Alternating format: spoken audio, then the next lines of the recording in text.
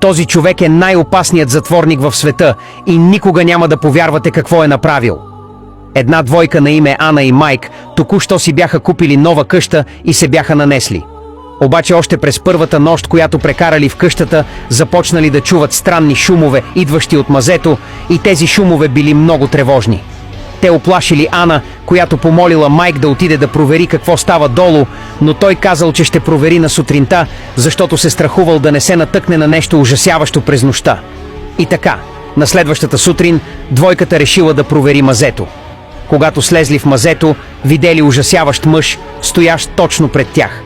Те не знаели кой е той и били много оплашени, затова избягали колкото се могло по-бързо, за да се скрият и заключат в една стая в мазето си.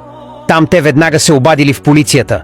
Те описали неговата странна външност, като казали, че е висок над 180 см и изглежда като чудовище.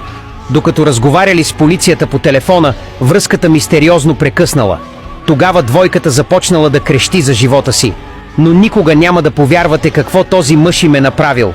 Натиснете плюс и разберете какво се е случило по-нататък във втората част, като напишете в коментарите «Затворник».